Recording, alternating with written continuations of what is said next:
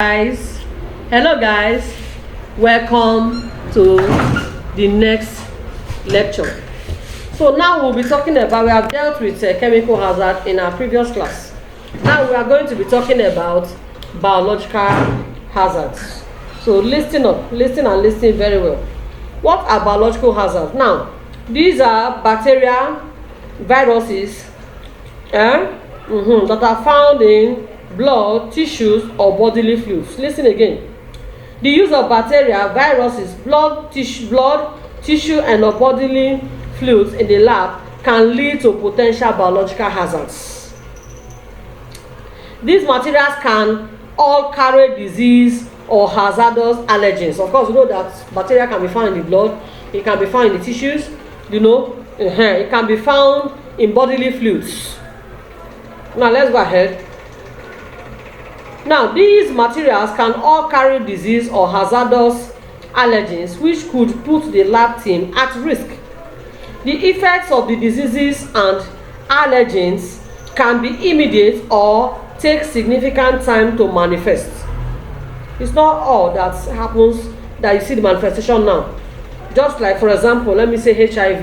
We know it has a window period. So if somebody is infected as a result of working with a sample in the lab, the person may not know immediately. It takes time. So the effects of disease can be immediate or take significant time to manifest, demonstrating the importance that all members of the lab team are given sufficient protection even if the dangers are not yet known. Just imagine somebody saying this sample is free from HIV, that sample is free from diseases, it's free from this, it's free from that. No. In the laboratory, we look at all samples as being what? Hazardous. We look at all samples as being at-risk samples because you don't know the one that carries biological things that can be hazardous to the lab team. So that's why when working with any sample in the laboratory, you make sure you work with them with care and make sure you are fully kitted. Put on your laboratory fittings. Those things that should, in case if there is spillage or if there is an accident, it will not happen directly to your skin. Now let's go on. So diseases carried by humans and animals used in research can be transmitted by the team who then may become carriers. Let's assume somebody now becomes a carrier of, let's assume the human immunodeficiency virus we're talking of now.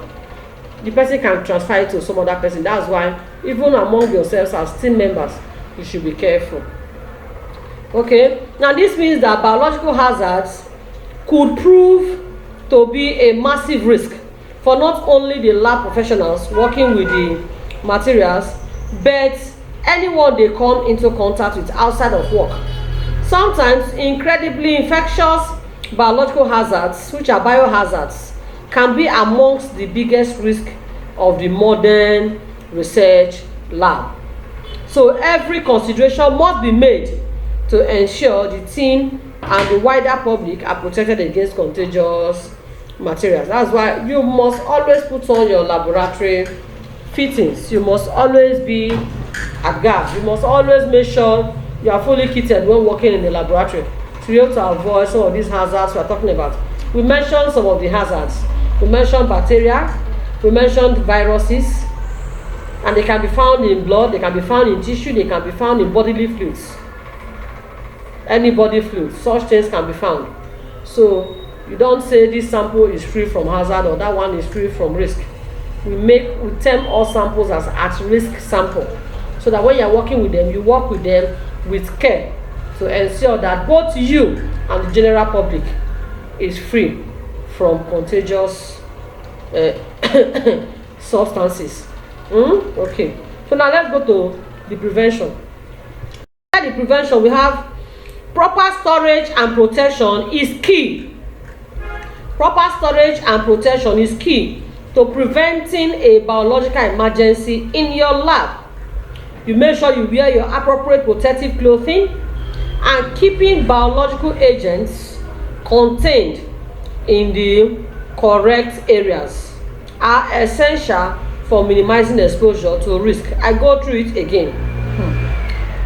Proper storage and protection is key to preventing a biological emergency in your lab.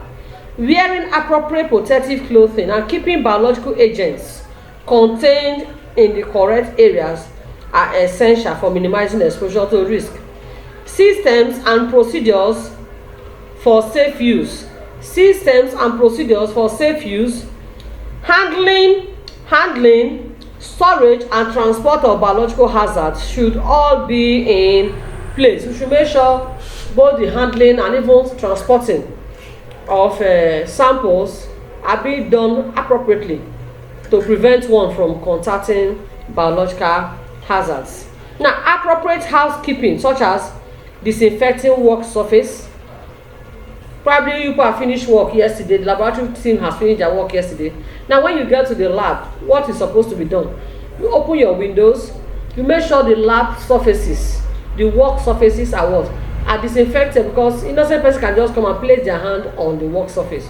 You make sure they are disinfected so that should in case if there was spillage or should in case there is any biological agents there or hazard, it will not be transmitted to that person. So make sure you disinfect your work benches. Disinfecting work surfaces and properly disposing of waste are also vital for minimizing biological risk. Now we'll come and look at should in case there's an emergency. Should in case one has been exposed to this biological hazard, what should be done? Emergency procedures should be prepared in advance. That's the place of the first aid.